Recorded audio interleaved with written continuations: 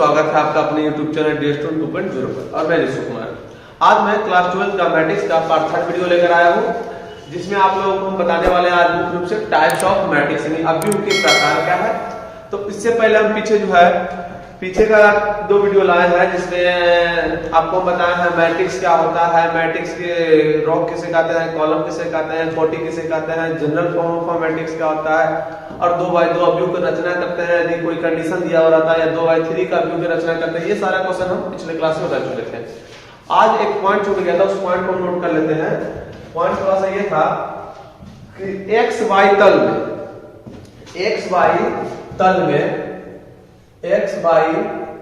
में कोई बिंदु x, y हो तो इसे रो या कॉलम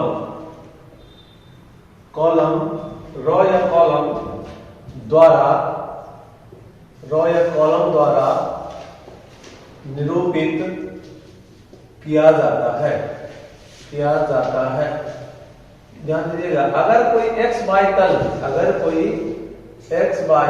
तल में अगर कोई बिंदु दे दे आपको, तो उसे आप या रो वाइज में या कॉलम वाइज में क्या कर सकते हैं, आप निरूपित कर सकते हैं, मतलब लिख सकते हैं। जैसे देखिए एग्जांपल हम समझाते हैं इस पर आपको कि अगर आप किसी में आपको बोल दिया जाएगा क्वेश्चन नंबर 1 x ऐसे बोलेगा कि बिंदु x, y को निरूपित करें। क्या करें? निरूपित करें।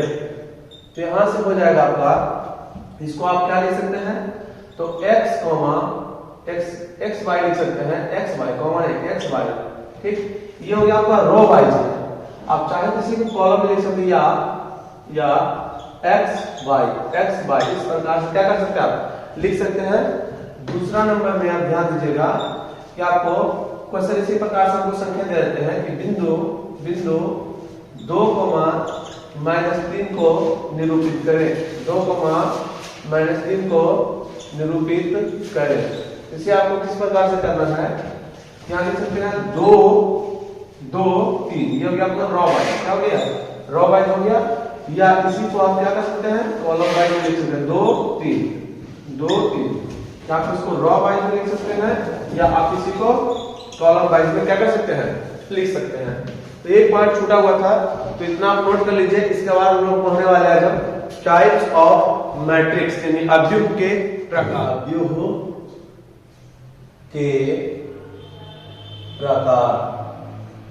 इसको इंग्लिश में बोलेंगे टाइप्स ऑफ मैट्रिक्स।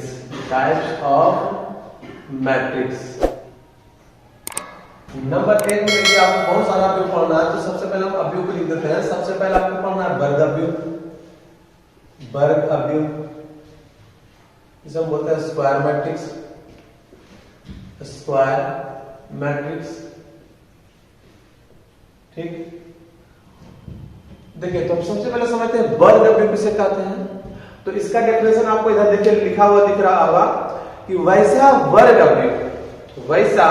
वर्ग अवयव जिसमें रो की संख्या और कॉलम की संख्या आपस में बराबर हो, उसे हम लोग वर्ग अवयव कहते हैं। यानी वैसा अवयव जिसमें रो की संख्या कॉलम की संख्या के बराबर हो, उसे हम लोग वर्ग अवयव यानी स्क्वायर मैट्रिक्स कहते हैं। यानी आप समझिएगा कि अगर हम यहाँ aij पे अवयव मान लेते हैं, a बराबर कोई aij अवयव मान लेते हैं, इसका कोटि n है। तो अगर हमको ये वर्ग अवयव, इसको वर्ग अवयव बनाना है, तो क्या होना चाहिए, m जो है n के बराबर होना चाहिए। और अगर दोनों आपस में बराबर हो गया, तो इस प्रकार के मैट्रिक्स को हम लोग स्क्वायर मैट्रिक्स यानी वर्ग अवयव कहते हैं, ठीक है। तो आइए इसकी एग्जांपल की हम चर्चा करते हैं। जैसे अगर हम a बराबर को एक अवयव मानते हैं और यहाँ लिख देते हैं 4, 2, 6, 3। तो अब इसमें देखिए रो की संख्या 2, 1 और 1 2 और कॉलम की संख्या भी 1 और 1 2, यानी 2 बाई 2 कोटि का था। ये m जितना है उतना ही n है, यानी दोनों आपस में बराबर, इसलिए वर्ग w होगा। दूसरा अगर हम बात करें b बराबर यानी होता है 6 2 4 3 2 1 1 2 9। ये जो मैट्रिक्स लिखे हैं ये भी एक वर्ग w है, क्योंकि इसमें रॉ की संख्या 1 2 3 है और कॉलम की संख्या 1 2 3 है, यानी 3 बाई 3 कोटि का एक मैट्रिक्स है, इसलिए ये भी एक वर्ग w है, क्योंकि दोनों आपस में बराबर है। और एक एग्जांपल लिख लेते हैं, जैसे 2 हो गया। ये भी जो 2 लिखे हैं, एक w लिखे हैं, ये भी कौन सा w है? वर्ग w है, क्योंकि इसमें रॉ की संख्या 1 और कॉलम की संख्या 1, यानी 1 बाई 1 कोटि का, दोनों आपस में क्या बराबर है। तो इस प्रकार का मैट्रिक्स को हम लोग कहते हैं वर्ग अवयव स्क्वायर मैट्रिक्स। दूसरा हमारा हो जाएगा क्षैतिज अवयव। कौन सा अवयव? क्षैतिज अवयव, जिसे हम लोग बोलते हैं हॉरिजॉन्टल मैट्रिक्स। हॉरिजॉन्टल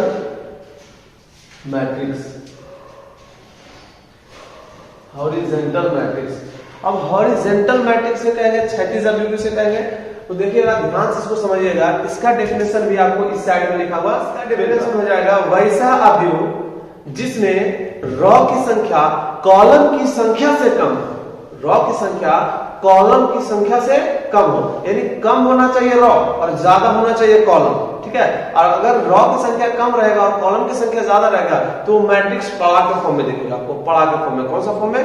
पड़ा के फॉर्म में दिखेगा, ठीक है। तो इसमें क्या बोल रहा है आपको कि रॉ की संख्या, अगर हम मान लेते हैं यहाँ पर कि जो है a बराबर aij कोई एक मैट्रिक्स है, अवयव है m into n कोटि का, ये मैट्रिक्स जो है कब ये आपका क्षैतिज अवयव कहलाएगा। ये मैट्रिक्स आपका कब क्षैतिज अवयव कहलाएगा? जब m जो है क्या होना चाहिए? m छोटा होना चाहिए n से, बड़ा होना चाहिए n, यानी कॉलम की संख्या ज्यादा होना चाहिए और रॉ की संख्या कम हो, यानी कॉलम की संख्या ज्यादा हो या रॉ की संख्या कम हो, तो उस प्रकार का मैट्रिक्स को हम लोग बोलते हैं क्षैतिज अवयव। एग्जांपल की हम बात करते हैं, तो देखिए अगर इसमें हम लिखना चाहें 4 3 2 1 2 6, अब ये जो मैट्रिक्स लिखे यहाँ पर इसका कुछ नाम देते हैं a बराबर, ये जो मैट्रिक्स लिखे हैं ये आपका जो है क्षैतिज अवयव, क्योंकि पड़ा के फॉर्म में दिख रहा। अगर आप ऐसा नहीं समझ पा रहे तो इसको ऐसा देखिए, एक रॉ और 2 रॉ की संख्या 2 और कॉलम की संख्या 1 2 3। अब क्या ये कंडीशन को, इस कंडीशन को ये क्या सेटिस्फाइड कर रहा है या नहीं कर रहा है? देखिए तो इसमें रॉ की संख्या कितना है? 2 है, कॉलम की संख्या 3 है और कॉलम बड़ा होना चाहिए, क्या बड़ा भी है, तो ये इसको सेटिस्फाइड कर रहा है, इसलिए कौन सा अवयव कहलाएगा? क्षैतिज अवयव। कितना बात समझ में आ रहा है आपको? क्षैतिज अवयव कहलाएगा। इसके बाद आगे हम तीसरा नंबर पे पढ़ने वाले हैं उदग्र अवयव। कौन सा अवयव? उदग्र अवयव, यानी वर्टिकल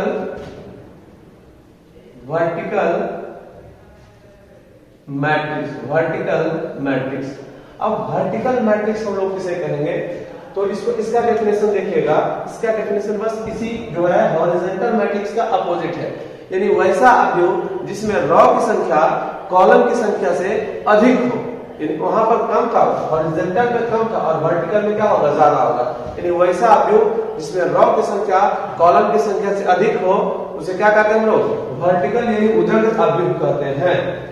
जैसे इसमें क्या कह रहा है आपको कि अगर कोई a बराबर कोई एक मैट्रिक्स है aij, ये जो है उदग्र अवयव कब कहलाएगा? m into n कोटि का उदग्र अवयव कब कहलाएगा? जब रॉ की संख्या ज्यादा होना चाहिए कॉलम की संख्या से, यानी बस वही कंडीशन खाली पलट गया है। उसमें क्या हो रहा था कि बड़ा होना चाहिए कॉलम और रॉ होना चाहिए छोटा, इसमें क्या हो रहा है? बड़ा होना चाहिए रॉ और छोटा होना चाहिए कॉलम, बस सेम। इसी चीज को अगर हम उलट कर इस प्रकार से लिख देंगे तो ये जो मैट्रिक्स होगा वर्टिकल मैट्रिक्स कहलाएगा, ठीक है। जैसे समझिए एग्जांपल से समझिएगा, अगर हमको मैट्रिक्स A बराबर मान लेते हैं तो यहां से लिखते हैं 6 2 4 3 2 1। अब बताइएगा ये जो मैट्रिक्स लिखे हैं ये कैसा मैट्रिक्स है, ये कैसा अवयव है? तो अब समझिएगा, इसमें रॉ की संख्या 1 2 3, रॉ की संख्या 3 है और कॉलम की संख्या 1 2, यानी कॉलम की संख्या कितना है? 2। अब बताइए इस कंडीशन को क्या है सेटिस्फाइड कर रहा है या नहीं कर रहा है। यानी रॉ की संख्या ज्यादा होना चाहिए कॉलम की संख्या से, और रॉ पहले वाला था और कॉलम बाद वाला था। यानी पहले वाला बड़ा होना चाहिए बाद वाला से। क्या पहले वाला बड़ा है बाद वाला से कि नहीं बड़ा है, इसलिए इस प्रकार के मैट्रिक्स को कहेंगे वर्टिकल मैट्रिक्स यानी उदक अव्यूह। अगर खड़ा के रूप में दिखे आपको, ठीक है, उस प्रकार के अव्यूह को कहेंगे हम उदक अव्यूह। और वही अव्यूह आपको खड़ा के फॉर्म में दिखे उस प्रकार के अव्यूह को कहेंगे हम क्षैतिज अव्यूह। और अगर दोनों का ऑर्डर क्या रहेगा सेम रहेगा, जैसे m into n आपस में क्या रहेगा इक्वल रहेगा, इस प्रकार के अव्यूह को हम लोग कहते हैं वर्ग अव्यूह। ठीक है, इसके बाद आपका जो है अगला अव्यूह होगा, वो अगला अव्यूह होगा रॉ मैट्रिक्स। कौन सा मैट्रिक्स? Raw matrix. कौन सा मैट्रिक्स समझेंगे? 4 नंबर है हम लोग रॉ मैट्रिक्स। रॉ मैट्रिक्स इसी को कहेंगे हम कतार, कतार या पंक्ति अव्यूह। इसी को कहते हैं हम लोग कतार या पंक्ति अव्यूह। तो चलिए हम लोग समझते हैं रॉ मैट्रिक्स यानी कतार अव्यूह या पंक्ति अव्यूह किसे कहते हैं। तो इसका डेफिनेशन बहुत ही आसान है, वैसा अव्यूह जिसमें केवल और केवल एक रॉ, वैसा अव्यूह जिसमें केवल एक रॉ हो उसे हम रॉ मैट्रिक्स कहते हैं। ठीक है, इसे कौन सा मैट्रिक्स कहते हैं? Raw matrix. जैसे अगर इसी को हम समझना चाहें a बराबर हम मान लेते हैं कि aij कोई मैट्रिक्स है m into n कोटि का। अब ये रॉ मैट्रिक्स कब कहलाएगा? ये रॉ मैट्रिक्स कब कहलाएगा? ये रॉ मैट्रिक्स तभी कहलाएगा जब इसमें रॉ की संख्या कितना होगा? 1 होगा, और आगे वाला को हम रॉ बोलते हैं, बाद वाला को कॉलम बोलते हैं। तो m बराबर कितना होना चाहिए? m बराबर 1 होना चाहिए। कितना होना चाहिए? 1। अगर m बराबर 1 है तो इस प्रकार के अव्यूह को हम लोग कहते हैं रॉ मैट्रिक्स यानी कतार या पंक्ति अव्यूह कहते हैं। ठीक है, इसका एग्जांपल आइए समझते हैं। इसका एग्जांपल देखिए, अगर हम लिख दें 4 3 2, अब यहां से समझे तो ये जो अव्यूह लिखे हैं ये अव्यूह कौन सा अव्यूह कहलाएगा? ध्यान दीजिएगा, ये जो अव्यूह होगा आपका रॉ मैट्रिक्स होगा। कौन सा मैट्रिक्स? क्योंकि इसमें कॉलम की संख्या कितना है? 1 है। कॉलम की संख्या 1 है, सॉरी रॉ की संख्या 1 है, कॉलम की संख्या 1 2 3 है। ये 1/3 का है, तो ये आपका रॉ मैट्रिक्स हो गया। और आपके मन में ख्याल आ रहा होगा कि ये रॉ मैट्रिक्स के साथ साथ और कोई मैट्रिक्स हो सकता है क्या? तो हाँ, आप ध्यान दीजिए, इसमें बोला था कि कॉलम की संख्या अगर ज्यादा है तो उसे हम लोग कहेंगे क्षैतिज अव्यूह। ये क्षैतिज अव्यूह भी हो सकता है क्योंकि भाग फॉर्म में है। ठीक है, ध्यान दीजिएगा, ये क्षैतिज अव्यूह भी हो सकता है। ठीक है, आगे हम लोग पढ़ेंगे रॉ मैट्रिक्स के बाद हम लोग का 5वां नंबर होगा कॉलम मैट्रिक्स। कौन सा मैट्रिक्स? Column matrix. इसे हम लोग हिंदी में बोलते हैं स्तंभ अव्यूह। स्तंभ अव्यूह, स्तंभ अव्यूह। आइए हम समझते हैं स्तंभ अव्यूह किसे कहेंगे। तो बस सेम है कि रॉ मैट्रिक्स यानी कतार या पंक्ति अव्यूह था, उसमें केवल और केवल एक रॉ था, और ये क्योंकि कॉलम मैट्रिक्स है तो इसमें भी केवल और केवल एक कॉलम होगा। यानी वैसा अव्यूह जिसमें केवल एक कॉलम हो उसे हम लोग कॉलम मैट्रिक्स कहते हैं, और वैसा अव्यूह जिसमें केवल एक कॉलम हो उसे हम लोग कॉलम मैट्रिक्स कहते हैं। जैसे अगर हम मान लेते हैं कि a बराबर aij